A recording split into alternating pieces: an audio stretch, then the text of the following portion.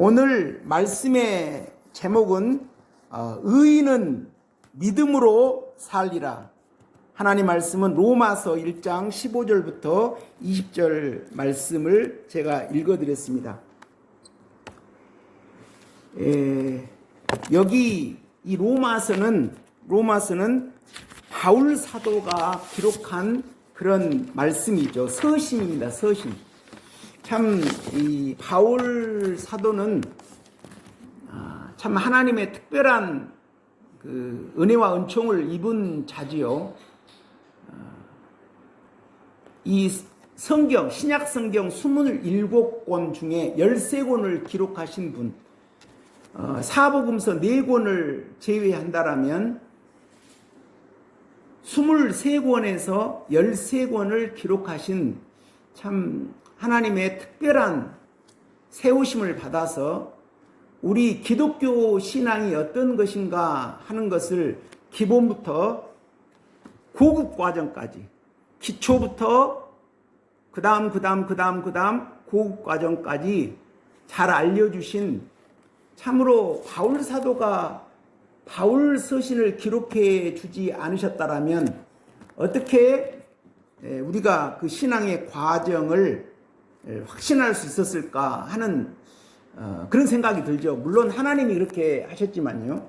먼저요, 우리가 신앙생활 할 때 저를 봐도 가장 먼저 신앙생활 할 때 무엇을 생각하게 되냐면, 이제 성도님들 오랫동안 교회에 다니시지 않습니까? 그런데 처음 교회를 다닐 때는 무엇을 생각하게 되냐면, 정말 하나님은 살아계신가? 그리고 이 우주 만물을 저절로 이 우주 만물이 운행되는가? 아니면 통치자가 계셔서 이 우주 만물을 통치하고 계시는가? 하나님은 계시는가? 이것을 고민하고 생각하게 됩니다. 근데 그러한 것도 우리가 공부를 해서는 알 수가 없습니다. 여기 이 성경 말씀에 로마서 1장 20절에요. 하나님은 바울 사도를 통해서 뭐라고 말씀하시냐면, 창세로부터 그의 보이지 않은 것들, 하나님의 손길이, 그 능력과 신성이 하나님의 모든 만물, 그러니까 이 농사 짓는 것에서부터 봄, 여름, 가을이 바뀌는 것에서부터 해와 달이 운행하는 것에서부터 비가 오고 눈이 오고 이런 모든 것들, 이런 것들 가운데 능히 밝히 보여주고 있다고 말씀하시는 거거든요. 그런데도요, 우리가 머리가 좋은 사람들, 저는 이제 언어를 공부한 사람이었는데 아주 그 세계적인 학자예요. 그런데 그렇게 머리가 좋고 그분이 책을 써놓은 걸 보면 엄청난 책인데 나중에 믿음을 고백하지 못하고 어떤 무신론적으로 빠지는 그런 것들을 봤습니다. 그러니까 이런 하나님이 우리에게 하나님을 찾을 수 있는 통로를 마련해 주셨지만, 우리가 하나님은 살아계시구나, 그리고 하나님께 가는 길을, 오직 한 길은 예수님을 통해서 가는 길이구나, 그러면서 우리가 교회에 와서 신앙생활을 함으로 믿음이 장성하고 하나님을 더 알아가구나, 이렇게 되는 것은 우리의 힘으로 되는 것이 아니라 하나님이 미리 택하심으로 그 인생 그 코너에서 부르셔서 저와 성도님들을 이렇게 인도하시고 양육하신 결과인 줄 믿습니다. 그걸 머리가 좋다라고, 공부를 많이 했다라고 알 수 있는 그런 성격이 아닙니다. 여기서 분명히 말씀하시거든요. 하나님은 분명히 이 성경 말씀 말고도 이런 하나님이 창조하신 이러한 것들을 통해서 하나님은 계신다, 이런 것을 깨닫도록 만들어 두셨다라고 오늘 로마서에서는 말씀하고 계십니다. 그런데 그것으로는 충분하지 않죠. 그건 일반 계시고, 이 하나님의 말씀, 성경 말씀을 통해서 우리는 교회 생활을 함으로 이렇게 하나님 말씀을 통해서 우리는 하나님을 알아갑니다. 참 이 그 믿음, 여기서도요, 이 로마서에서도 믿음이 아주 기본 단계에서 특히 로마서 8장까지 가는 과정에서 그 과정 다릅니다. 우리가 학교에서도 유치원 학생이 있고 초등학생이 있고 중학생이 있고 또 고등학생이 있고 대학생이 있고, 대학생이면 또 대학원생이 있습니다. 그리고 대학원에 박사과정이 있습니다. 근데 박사라고 한다고 해서 전부 다 아는 거 아니거든요. 거기 조금 아는 거거든요. 그러니까 이 온 그 우주 만물의 신비를 어떻게 우리 인간이 다 알 수 있겠어요. 그리고 이 보이는 세계를 좀 연구를 해서 지금 굉장히 과학이 발달한 그런 시대라고 하지만 이 영원한 하나님의 나라의 세계에 그런 것은 어떻게 알 수 있겠습니까? 우리가 아는 것이 지극히 제한적인 것이죠. 근데 여기 이 로마서를 기록한 바울 사도도, 그 전에 이름은 사울이었죠. 사울도 희한한 인생을 살았습니다. 이분은 아버지가 교육열이 좋고 집안이 넉넉한 그런 집안이었죠. 그렇기 때문에 아버지가 이 바울, 그 전에 이름 사울 이 아들을 최고의 율법학교에 공부를 시켰습니다.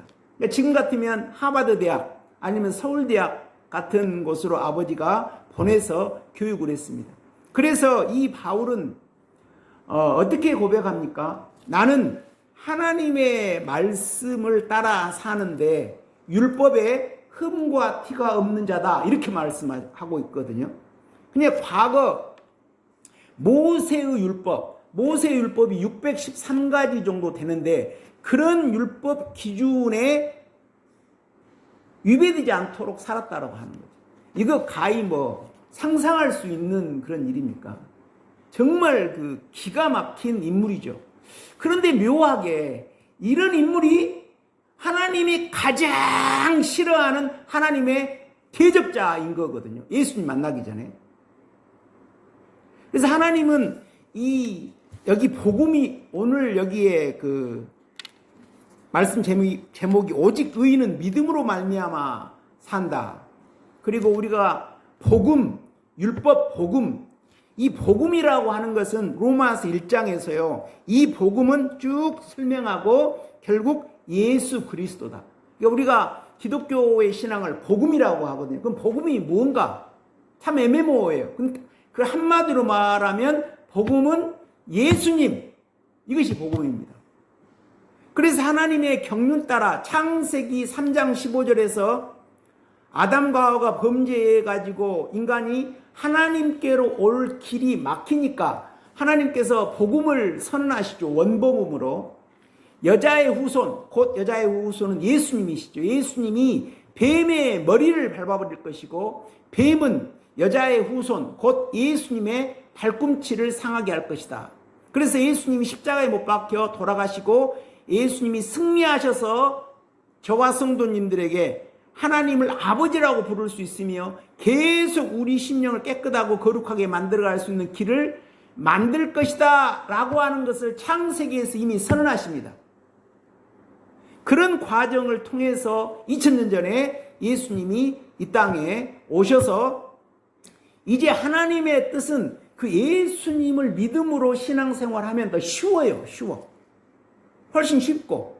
그러니까 우리 이방인들 같은 경우에는 구약 시대에 그런 유대인들처럼 신앙생활을 할 수 없죠. 얼마나 죄가 많기 때문에 감당을 못합니다. 그런데 이 바울 사도는 그 구약의 기준으로 하나님이 마련한, 근데 그 구약의 기준으로 신앙생활한 것도 여기 바울 사도 스스로가 이렇게 말씀하고 계셔요.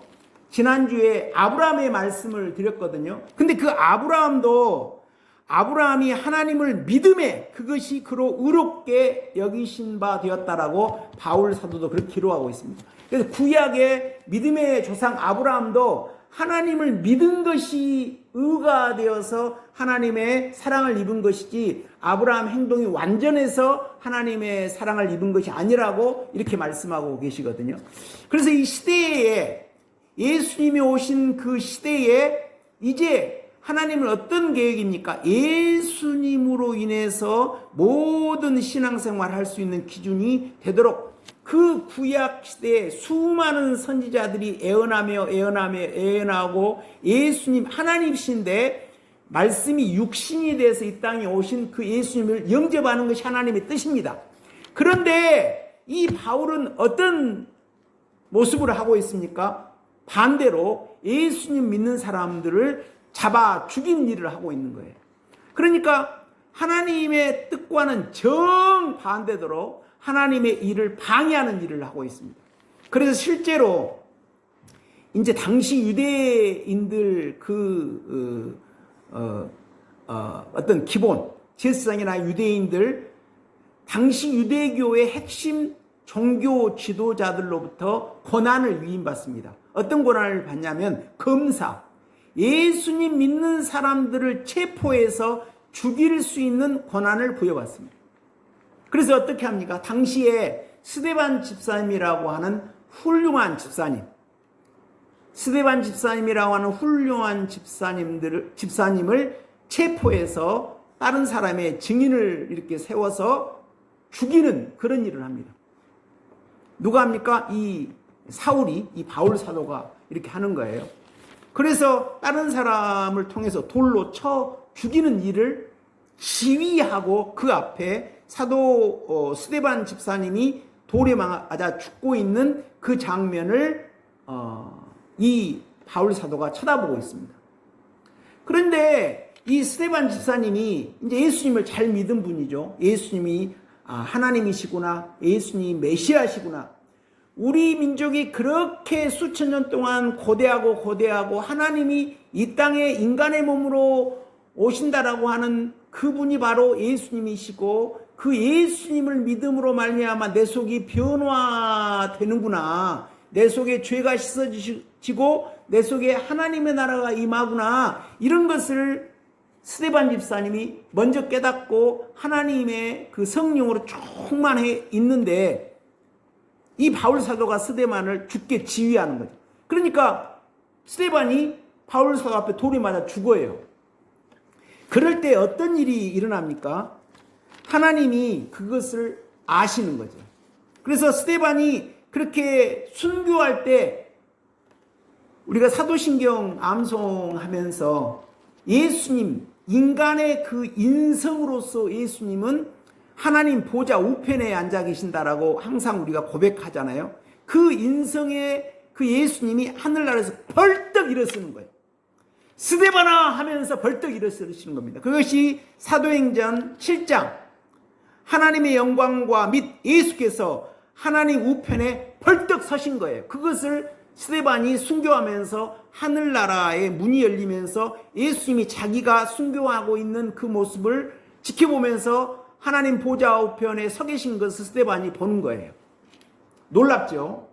그러니까 이런 걸 보면 하나님은 스데반 집사님이 순교하시고 그런 것을 방치하시는 것이 아니라 그것을 감독하시면서 그 순교의 피를 받으시는 거죠. 그러니까 우리가 죄 짓는 것이 아니라 저와 성도님들도 이 교회 생활하면서 어려움이 있습니다. 애로사항이 있습니다. 성도님들이 감당하지 못할 그런 문제에 직면해 있습니다. 그러면 하나님께서 나 몰라라 하시는 것이 아닙니다. 왜 하나님은 내 기도를 안 들으실까? 왜 하나님은 나는 이렇게 기도했는데 내 기도를 안 들으실까? 이것이 아닙니다. 우리는 그런 어려움을 통해서 우리의 자신을 보고 우리의 문제를 고치는 그런 인내심이 필요합니다. 근데 스데반은 이제 하나님이 순교자로 받으시는 거죠. 그래서 예수님이 그 스데반이 순교하는 것을 보고 벌떡 일어서시는 거죠.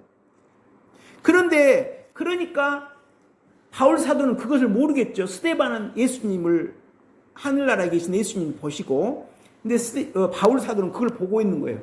그러면서 스데반이 뭐라고 고백하냐면 무릎을 꿇고 크게 불러 이르되 주여 이 죄를 그들에게 저 사울에게 이 바울 사도에게 돌리지 마옵소서 하고 죽는 거예요. 그러니까 그 바울 사도가 스데반이 그렇고 죽는 것을 보고 순교하는 걸 보고 속으로 어떻게 생각했습니까? 이때 당시는 이 사람 완전히 미쳐버렸구나. 이 완전히 미쳐버렸구나. 우리가 신앙생활할 때요, 그런 말을 듣습니다. 왜 너는 꼭 그렇게 신앙생활을 해야 하냐? 저도 그런 말 많이 들었습니다. 왜 굳이 그렇게까지 해야 되는가? 유독 그렇게까지 신앙생활을 해? 우리 큰 누나도 나한테 직접 그런 말을 하지는 않았는데요. 과거에 그랬다라고 해요.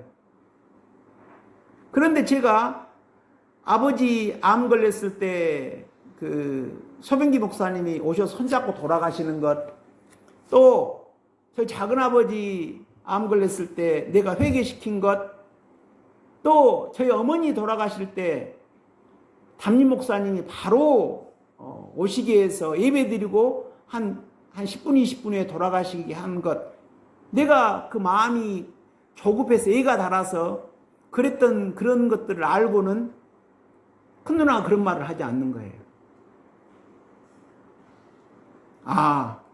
하나님을 사랑하는 그 믿음, 또 그런 하나님을 사랑하는 것이 있기 때문에 저런 구원의 역사가 있구나 하고 이제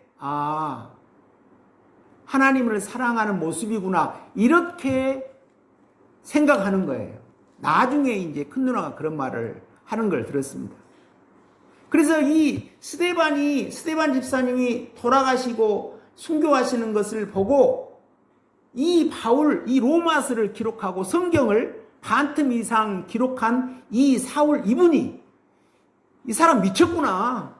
내가 내 일을 더 열심히 해야겠다. 이런 미친 자들을 내가 구해야 되지 않겠나. 이렇게 생각하겠죠. 그런데 이 스데반 집사님 뭐라고 하십니까? 저 죄를, 내가 죽지만 저 죄를, 나를 죽이는 저분의 그 죄를 용서하시옵소서 이렇게 기도한다는 거예요. 놀랍죠? 근데 나를 보면 내가 그렇게 기도할 수 있는 믿음이 있습니까? 성도님들은 어떠세요? 이런 스데반 집사님 정도의 심성으로 변화된다면 우리가 하나님 앞에서 변화될 것이 앞으로 얼마나 많겠어요? 우리 인간은요, 자기가 좀 피해를 보면 원한을 품습니다. 그리고 오히려 거기다 더해서 독을 품어서 상대방을 비판하죠. 저를 봐도 그래요. 저와 성도님들이 스데반 집사님의 용서하는 신앙을 본받기를 우리 예수님 이름으로 축원드립니다. 그랬을 때 하나님이 어떤 역사를 베푸십니까? 그 스데반의 기도, 자기가 죽으면서도 상대를 용서하는 그 부르짖음, 그렇게 해서 사도행전 그 다음에 이제 바로 그 뒤로 이제 이 사울은 또 자기가 검사일을 하기 위해서 예수님 믿는 사람을 잡아 처리하기 위해서 또 갑니다. 그럴 때 다메섹 선상에서 예수님이 이 사울에게 나타납니다.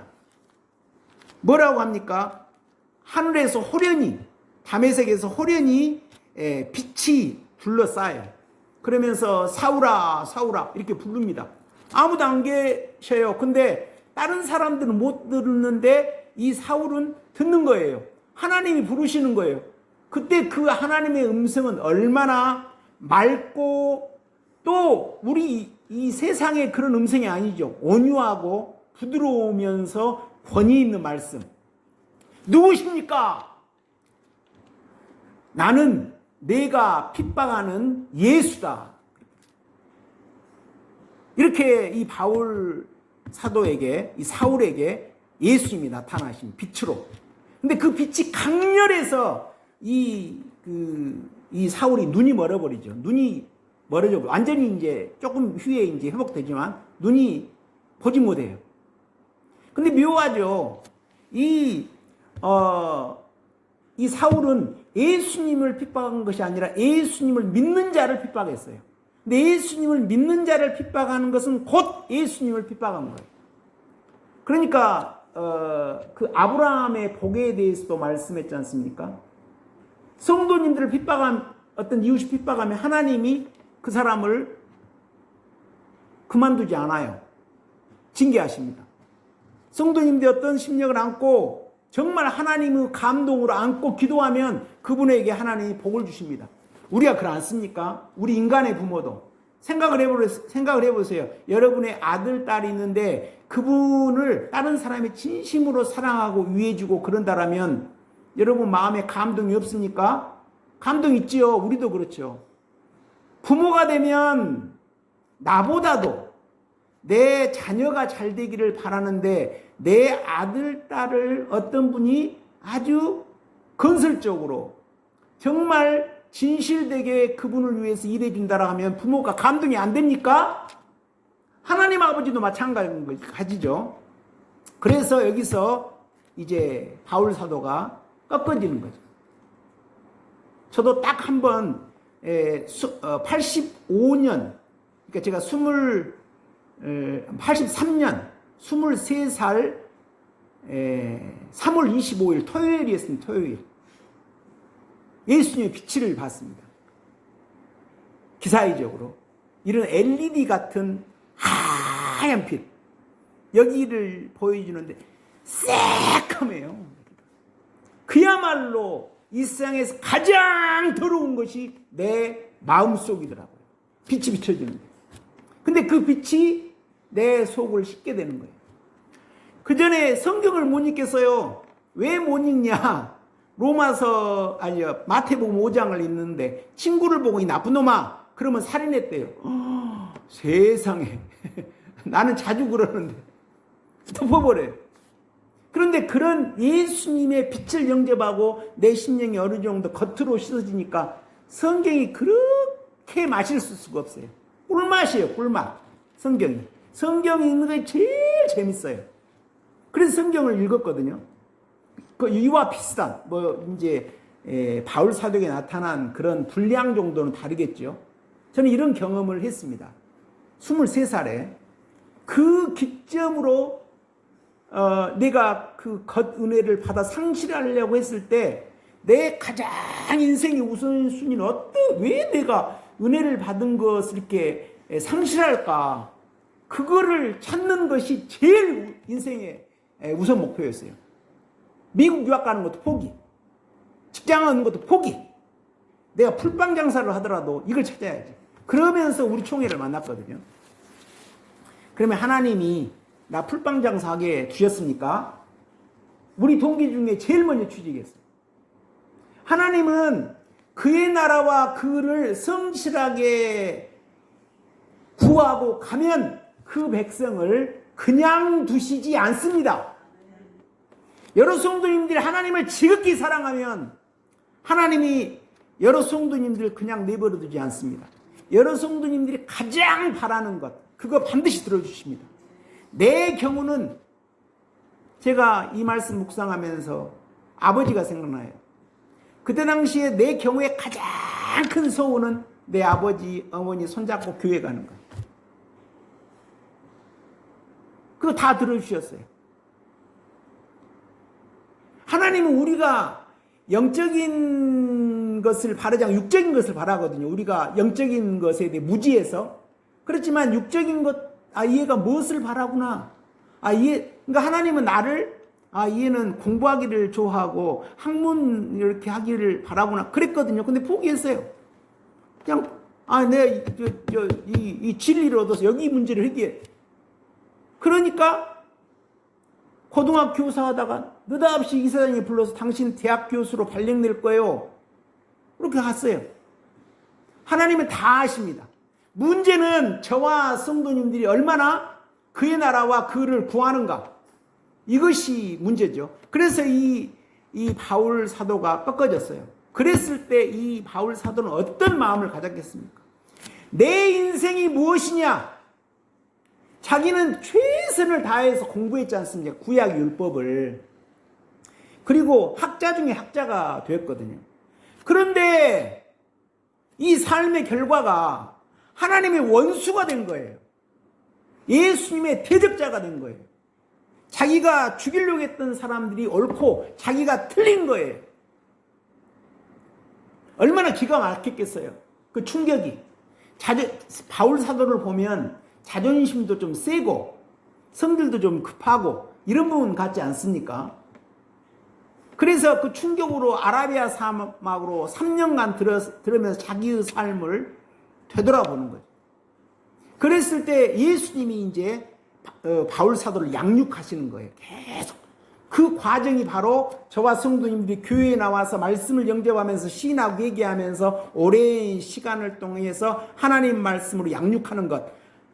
하나님은 이 교회에서 목사를 통해서 말씀을 선포하여 성도님들이 영접하게 하신 다음에 하나님은 그대로 놔두시지 않습니다. 세상에 나가서 생활하면서 가정 생활하면서 하나님이 따라다니십니다. 따라다니면서 그 말씀이 이루어지도록 이 말씀대로 생활에 부딪히면서 그 말씀을 붙잡고 그 말씀이 자라도록 하나님이 따라다니시거든요. 저는 그것도 몰랐죠. 그냥 교회에서 말씀 듣는 것만 이렇게 성장은 아니에요. 그런 저희 성도님도 그렇게 오랜 시간 교회 생활하면서 말씀으로 양육받고 성장하셨지 않습니까? 이 바울 사도는 이제 광야에서 3년 동안일 때 예수님이 계속 예수님이 따라다니면서 그러니까 구약의 율법에 통달한 분이고 그 당시에 최고의 신앙 교육을 받으신 분이고 또 똑똑한 분이고 그러면서 이 진리를 이루어가는 거죠. 그 과정이 이 로마서 5장, 6장, 7장, 8장이죠. 근데 그걸 이루는 거죠. 그러면서 나는 율법의 흠과 티가 없는 자라고 선언했던 바울이 예수님의 빛을 보니까 나는 죄인 중에 죄인이다.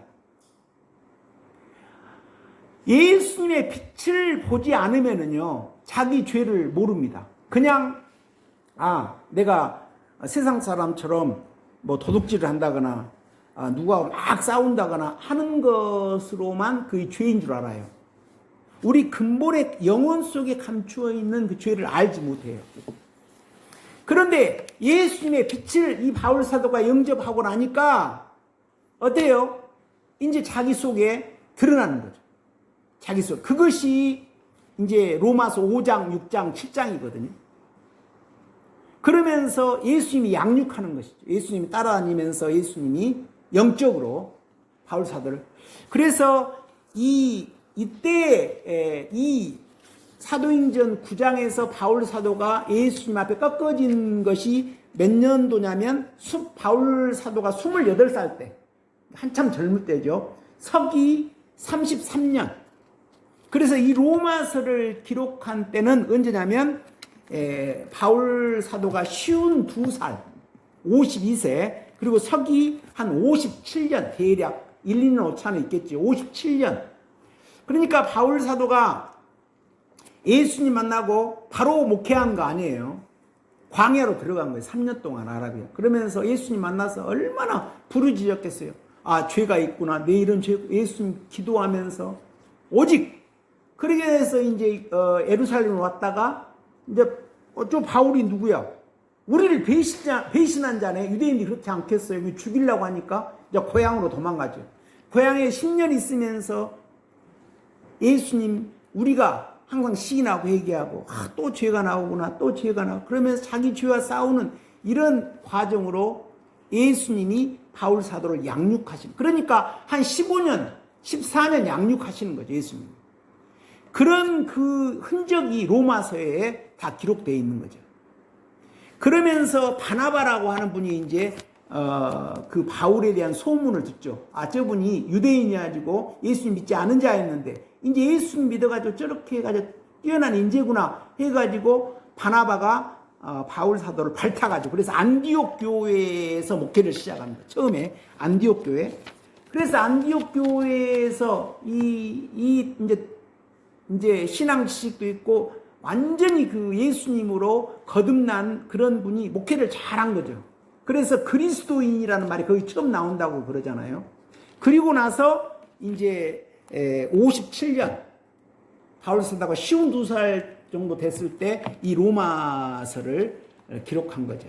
그래서 이 로마서도 제가 보기에는 지난주에 아브라함의 믿음, 이삭의 소망, 야곱의 사랑, 이것을 창세기 때 하나님 나는 나를 사랑하는 예수님 믿는 자들을 믿음으로, 소망으로, 사랑으로 양육할 것이다. 내게 와서 나를 섬기며 신앙을 고백하고 내 백성이 되는 자를 내가 깨끗하고 거룩하게 변화시켜서 하늘나라에서 영원히 살 수 있는 그런 심령을 만들 것이다 라고 하는 것을 이미 창세기에서 선언하고 계시죠. 아브라함의 인생으로, 이삭의 인생으로, 야곱의 인생으로. 그래서 결국 요셉을 낳는 예수님의 형상을 닮아내는 걸로 이렇게 만들어낸다라고 하는 걸 창세기 때 선언하는 건데, 이 대표적인 인물이 베드로, 야고보, 요한 사도인데, 이 성경의 기록은 로마서를 제일 먼저 기록하고 있지 않습니까? 이 로마서를 통해서 바울 사도는 예수님이 살아계셨을 때 만나진 않았지만 영적으로 만난 걸 통해서 그 구약의 학문과 더불어서 이렇게 말씀하고 계시죠. 그런데 이 바울 사도의 로마서에서 가장 복음을 내가 부끄러워하지 않는다. 복음이 무엇인가? 좀 복음을 설명하라면 좀 어려워요. 근데 한마디로 말하면 로마서 1장 2절부터 4절까지 나와요. 복음은 예수님입니다. 그러면 예수님은 어떤 분이에요? 예수님은 어떤 분이고 예수님은 어떤 일을 하셨습니까?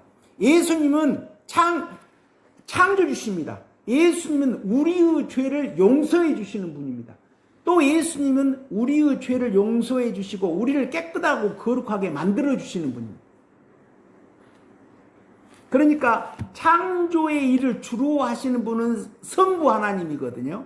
그리고 속죄의 일을 주로 하신 분은 성자 예수님이고, 우리를 거룩하게 만드시는 하나님은 성령 하나님인데, 이 서로 다른 세 분의 하나님이 서로 한 분이 되어서 같이 일을 하시죠. 그러니까 예수님도 창조주의 일을 하시고 속죄주의 일을 하시고 우리의 죄를 깨끗하고 거룩하게 만들어 주신 일을 동시에 하셔요. 같이. 그러면서 예수님이 이 특별히 하신 일이 무엇입니까? 제가 찬송가 614장을 자주 부르죠. 예수님은 하나님의 그 명령 따라서 저와 성도님들의 죄를 대신해서 한 마리 어린 양이 되어서 십자가에 못 박혀 돌아가시고 우리의 죄를 대신해서 죽으신 분. 이 복음의 핵심은 뭡니까? 나를 위해서 예수님이 죽으셨다. 이것이 복음의 핵심이죠. 나를 위해서 예수님이 죽으셨다. 그래서 이것이 바울 사도도 자기에게 하나님의 능력이 되지 않았지 않습니까? 바울 사도는 이 예수님 믿는 사람을 잡아 죽였다니까요. 그런데 예수님을 만나고 그 하나님의 능력이 돼서 자기가 믿음이 생기고 자기 속이 깨끗하게 되고 자기 속에 드러난 무수한 죄가 예수님의 능력으로 무너지는 그런 경험을 한 거예요. 그 20년 이상 동안. 먼저 예수님을 영접했습니다. 그럼 빛이 자기의 죄를 보여주죠. 그래서 그 죄를 보고 예수님께 부르짖을 때 예수님의 빛의 능력은 우리 죄를 용서해 줄 뿐만 아니라 또한 동시에 우리 죄를 무너뜨리기까지 하시는. 그래서 예수님은 은혜와 진리가 충만하시더라. 은혜는 예수님의 피, 진리는 예수님의 살. 피는 죄를 씻지만 예수님의 살을 먹음으로 우리 죄가 무너지는 역사. 근데 그것은 이제 하루아침에 되는 것이 아니죠. 그래서 이 로마서의 그 핵심은 칭의와 서구합니다. 먼저 예수님을 믿으면 가장 기본적으로 나 예수님 믿습니다. 이제 교회 다닐 거예요. 매주 주일 교회 다닙니다. 그러면 우리 죄는 그대로 있어요. 저를 봐도 처음에 죄가 그대로 있어요. 과거에 예수님 믿지 않았을 때 그 죄가 그대로 있습니다. 또 죄를 지어요. 그래도 나 죄인입니다. 근데 예수님 믿겠습니다. 예수님을 내 구주로 모십니다. 그러면 하나님이 굉장히 기뻐하시죠. 그래, 너 나를 믿었구나. 너 신앙 고백했구나. 이것만도 기뻐하셔요. 이것을 뭐라고 그래요? 이심치기, 칭의. 너 하나님 믿는다고 하고 예수님을 주님으로 모셨으니까 내가 그것을 너 의롭다고 해줄게. 이게 칭의죠, 칭의. 근데 이런 칭의가 없으면 우리가 예수님께로 가지 못합니다. 이게 칭의가 굉장히 중요하죠. 여기에 계신 분들은 칭의 되셨겠죠. 신앙을 고백하셨으니까. 자, 그 다음에는 성화입니다. 성화. 성화는 한자어고 거룩하게 되어지는 거죠. 거룩하게. 그러니까 여기 로마서 1장에서는 예수님을 믿는 믿음, 칭의 이야기가 나오지만 이제 5장, 6장, 7장에서는 성화의 이야기가 나오죠. 그러니까 바울 사도가 여기서부터 시작해서 이제 기본 과정, 중간 과정, 후급 과정을 계속 말씀하십니다. 근데 문제가 뭐냐면 예수 믿는 사람, 우리나라의 지금 문제가 믿음은 율법으로 받는 것이 아니라 복음으로 믿음으로 받는 거야. 나 예수님 믿어. 나 교회 다녀. 그리고 거기서 적당히 생활하는 거야. 처음 시작한 과정으로 예수님 믿음을 칭의를 받고 그 다음에 성화 길로 안 가는 것이 지금 한국 교회의 성도님들의 문제죠. 근데 로마서는 그렇게 말씀하고 있지 않습니다. 로마서는 믿음을 말씀하지만 이 뒤로 가면 우리가 어떻게 하면 우리 속에 원치 아니하는 죄, 우리 속에 나를 괴롭히는 죄, 이걸 어떻게 벗어나 버리고 이것을 무너뜨릴까 하는 것이 저와 성도님들의 고민 아닙니까?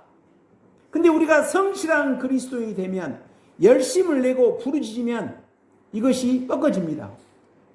저를 보니까 꺾어져요. 그 과정을 어떻게 그 과정을 이 바울 사도가 예수님을 먼저 만나가지고 다 경험하고 여기 로마서에 기록해 주셨습니다. 그래서 신앙의 표준은 바로 이런 것이다 라고 알려주시는 것이 로마서예요. 근데 그것을 가장 종합적으로 잘 기록해 주신 것이 이 로마서예요. 그래서 로마서를 잘 이해하면 베드로의 그 신앙관, 야고보의 신앙관, 사도 요한 신앙관, 요한계시록 신앙까지 다 이해할 수가 있는 거죠. 그러니까 성경 배치가 이 로마서를 제일 앞으로 이렇게 해놨거든요.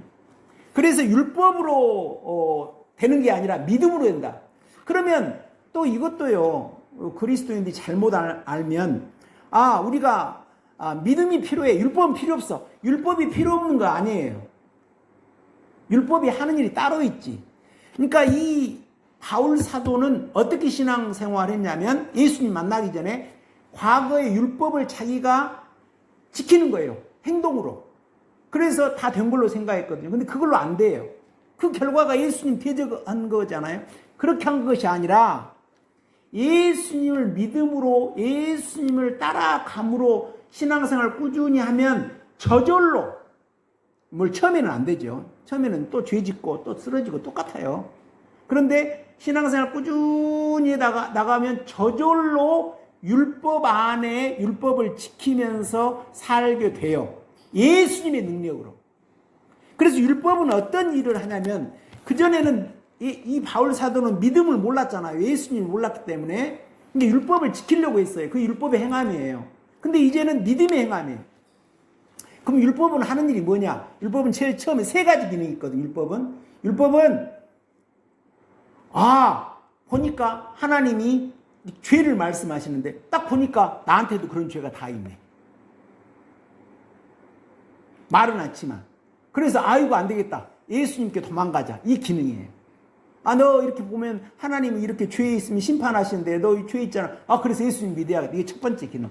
두 번째는 이제 교회에서 하지 않습니다. 옛날에는 정치 경제가 하나가 돼가지고 이제 교회에서 치료를 했지만 지금은 정부 조직이 있어서 사법 시스템으로 어떤 사람이 범죄를 했다 그러면 경찰과 검찰이 그 죄를 다스리고 법원이 판결하잖아요.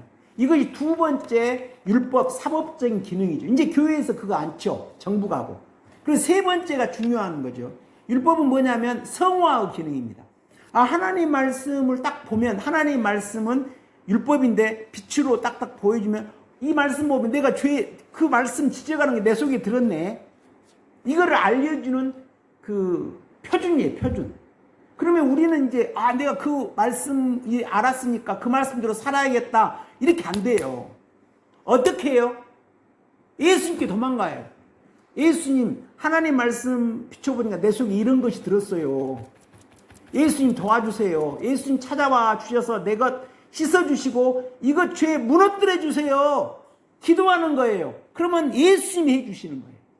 우리 능력이 아니라 예수님의 능력으로 우리 기도에 응답하셔서 우리를 깨끗하고 거룩하게 만들어 주십니다. 이것이 복음입니다. 이것이 믿음입니다. 이게 바울 사도가 그렇게 했어요. 예수님을 대적하던 자가 예수님 만나고 예수님 능력으로 살다 보니까 율법을 지키려고 안 해도 그렇게 살면 저절로 율법 안에 살게 되구나. 그래서 바울 사도가 뭐라고 합니까? 내가 이 복음을 부끄러워하지 아니하는다. 이 복음은 하나님의 능력이다. 유대인에게도 능력이요 헬라인에게도 능력이요 저와 성도님 같은 이방인들에게도 예수님의 복음은 능력이다. 그래서 의인은 믿음으로 산다. 그러면 어떻게 해야 믿음이 생깁니까? 믿음은 들음에서. 이 교회라고 하는 이 기관, 이 교회의 주인은 누구십니까? 예수님이세요. 교회의 주인은, 육적인 교회의 주인은, 이 재산권은 성도님들이 주인이시죠. 목사가 아니에요.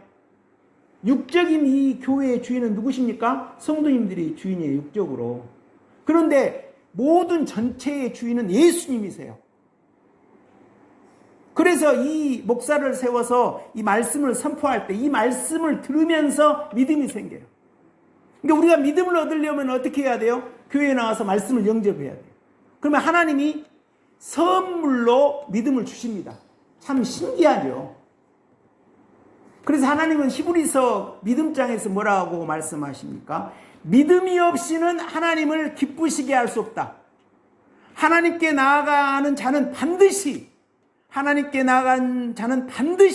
하나님이 살아계시고 하나님을 찾는 자에게 영육간에 복을 주시는 자를 복을 주시는 분이라고 하는 것을 믿어야 한다. 이렇게 말씀하시거든요. 그러니까 교회에 나와서 말씀을 영접할 때 믿음이 생깁니다. 그 믿음으로 하나님께 나아갈 때 성도의 자세는 무엇이냐면 우리가 믿음을 가지고 하나님께 나아가면 반드시 하나님은 살아계셔서 우리의 믿음을 보시고 우리에게 복을 주시고 상을 주신다. 이것을 믿어야 한다라고 말씀하거든요. 그러면서 우리도 이 바울 사도와 같이 신앙이 커갑니다. 근데 이제 바울 사도도 한 20년 정도 이상 되면서 이런 기록을 했기 때문에 저희 같은 이방인이 이런 신앙을 소유하기 쉽지 않죠. 그러나 부족하지만 저를 봐도 저도 이제 예수님 믿는 지가 47년 됐어요. 그런데 이런 신앙이 바울 사도만 하겠습니까? 감히. 조금씩 이루어지는 거예요. 변화가 되는 겁니다. 누가 하십니까? 예수님이 하시는 거거든요. 그래서 여기서 저와 성도님들, 의인, 이 의라고 하는 것은 우리 의가 아니라 예수님의 의를 덧입은 거죠. 의인은 무엇으로 살아야 한다라고 말씀하세요? 믿음으로 살아야 한다. 그 믿음에서 믿음으로, 또 믿음에서 믿음으로, 또 믿음에서 믿음으로 살아야 한다라고 이렇게 말씀하고 계십니다. 그러면 믿음, 소망, 사랑 중에서 믿음의 일은 무엇일까요? 믿음은. 이 믿음으로 말미암아 우리가 의롭다고 너 하나님 믿었냐? 그래, 내가 하나님의 권위로 하나님이 너 의로워. 너 세상 사람과 달라. 이렇게 복을 주시는 거예요. 그리고 믿음으로 하나님은 우리에게 구원을 주십니다. 우리가 교회를 다니기 시작해서 진리를 많이 이루지 못하고 나이 들어서 교회를 다니고 하나님 신앙 고백하고 나 하나님 믿습니다. 그렇다 하더라도 물론 진리를 다 이루면 좋겠죠. 그렇지 못한다 하더라도 하나님은 그 신앙을 보시고 구원해 주실 거예요. 저는 그렇게 믿습니다. 그런데 우리의 목표가 그 정도 되면 되겠습니까? 여기 바울 사도가 말씀하신 믿음에서 소망으로 사랑으로 변화되고 이런 데까지 가야지. 그러면 우리가 확실한 것은요. 여기에 있는 성도님들이나 저나 어느 시간 정화 때 반드시 죽습니다. 여기서 안 죽을 수 있는 사람 계십니까? 다 죽어요. 그럼 우리가 죽을 때 일상껏 사랑하는 자녀 다 두고 가야 돼요. 근데 우리가 하늘나라에 가지고 갈 수 있는 것 있습니다. 뭡니까? 하나님 말씀으로 우리가 깨끗하게 변화된 심령. 그것이 어떻게 되어요? 흰옷을 입게 되죠. 우리 심령이 깨끗한 흰옷을 입게 돼. 그거 가지고 갈 수 있어요. 그러니까 나는 죽을 때 예수님 믿을래. 그런 사람은 지혜가 없는 사람이죠. 이 땅에 기회 있을 때 믿음으로 장성해서 심령을 깨끗하게 해서 심령이 옥토되어서 하나님 말씀으로 풍성하게 변화된 만큼 그것만 갖고 하나님 나라에 갈 수 있으니까. 조금 믿어서 겨우 구원 얻은 것하고 여기에 말씀을 많이 이루어서 이 땅에서 하나님 나라 일도 많이 하고 하나님 칭찬받으면서 깨끗하게 변화되어서 하나님에 가는 거하고 다르잖아요. 그러니까 믿음이 있냐 없냐에 따라 그런 인생의 방향이 결정되겠죠. 그래서 먼저 믿음은 우리가 믿음으로 의롭다 되고 믿음으로 구원을 받고 믿음으로 하나님을 아버지라고 부를 수 있고 또 믿음으로 하나님의 능력, 믿음은 역사가 나거든요. 우리가 믿을 때 하나님이 역사하시는 거죠. 믿음의 역사, 소망의 수고, 소망의 인내, 사랑의 수고, 믿음의 역사, 하나님의 역사가 있습니다. 소망을 하려면 우리가 우리 속 깨끗하고 해가지고 이삭처럼 여기 심령에 물이 막 나오는 그런 우물을 파기 위해서는 우리가 인내해야 돼. 소망의 인내. 그리고 사랑의 심령을 이루려면, 야곱같이 이루려면 수고가 따라요. 수고가. 그래서 믿음의 역사, 소망의 인내, 사랑의 수고. 근데 이 믿음에서 우리가 또 어떻게 합니까? 믿음으로 하나님이 우리 기도를 들어주시고 능력이 우리에게 역사하고 성령님과 동행할 수 있고. 근데 믿음은 가장 중요한 것이 우리 심령을 깨끗하게 하는 거예요. 우리 심령이 깨끗하는, 여기 농사 짓는 곳이 다 전부 농토지 않습니까? 그러면 지금 트랙터가 농사 짓기 위해서 전부 흙을 다듬어야죠. 그래야 농산물이 심을 수 있잖아요. 그런 거와 똑같이 우리 심령을 하나님의 말씀을 모실 수 있도록 깨끗하고 하나님의 말씀을 모실 수 있는 터전을 만드는 것. 이것이 믿음이 하는 일이에요. 그렇게 하기 위해서는 우리가 뭐예요? 말씀 듣고 시인하고 회개할 때 예수님이 오셔서 우리 죄를 용서해 주시고 깨끗하게 해주시고 그렇게 하다 보면 변화가 돼요. 충성스럽게 살다 보면 내가 이런 사람이 아니었는데 이렇게 내가 믿음이 생기고. 왜 그러겠습니까? 우리가 믿음으로 교회에 발걸음할 때 하나님이 그 사랑으로 안아주시고 하나님이 일하십니다. 성도님들이 교회에 나와서 발걸음을 해서 그러면 나는 왜 이렇게 변화되지 않느냐? 그렇지만 반드시 하나님은 그 믿음을 보시고 상을 주시고 일하십니다. 그랬을 때 우리가 변화가 되거든요. 그래서 믿음은 가장 중요한 것이 우리 심령을 깨끗하게 하고 이 터전을 만드는 거예요. 하나님을 모실 수 있는, 성령을 모실 수 있는, 성령 곧 하나님의 말씀을 모실 수 있는 터전을 만드는 거거든요. 그러면서 우리 눈이 떠지는 거죠. 하나님은 살아계시구나. 사라가 이삭을 잉태하잖아요. 내 배에 이삭이 꿈틀거리구나. 저와 성도님은 내 속에 성령의 역사가 여기 심령에서 작동하구나. 이렇게 우리 심령에 하나님의 은혜를 느낄 수 있고 하나님의 평강의 세계를 느낄 수가 있는 거예요. 그러면 흔들리지 않는 신앙이 되거든요. 왜냐하면 하나님과 호흡하고 있거든요. 우리가 이런 신앙을 속히 이루시는 우리 성도님들 되시기를 축원드립니다. 우리는 믿음이 있어야 됩니다. 믿음은 어떻게 한다고요? 이것만 정리하고 말씀을 마무리하겠습니다. 믿음은 하나님이 주시는 선물입니다. 어떻게 믿음이 생겨요? 말씀을 들음으로. 그러니까 교회에 나와서 충성스럽게 좀 우직하게 나는 바보다 생각하고 교회 다니면 하나님이 믿음을 주시고 우리로 하여금 기도하게 하시고 다 하나님이 해주셔야 돼요. 그러니까 우리가 해야 할 것은 뭐예요? 교회에 나와서 예배 자리에서 말씀을 영접하고 기도해야죠. 기도도 안 돼요. 그것도 나 안 되면 하나님 나는 왜 기도가 안 돼요? 그렇게 말씀을 드리세요. 기도 안 된다라고 하는 기도를 하세요. 그러면 다 저도 제가 기도 한마디 못했거든요. 그냥 하고 있었어요. 흑암이 나를 싸잡고 있었기 때문에 우리 총회 들어올 때. 근데 다 기도하게 되고 전부 다 하나님이 해주십니다. 예, 오늘 본문을 통해서 바울 사도는 뭐라고 말씀하십니까? 의인은 오직 믿음으로, 율법의 행함이 아니라 믿음으로 살리라, 이렇게 말씀하시거든요. 저와 성도님들이 예수님을 믿음으로, 예수님이 우리의 왕이 되셔서 우리 심령을 주장하는 이런 역사로 사시는 그런 아름다운 심령이 되시기를 우리 주님의 이름으로 축원드립니다.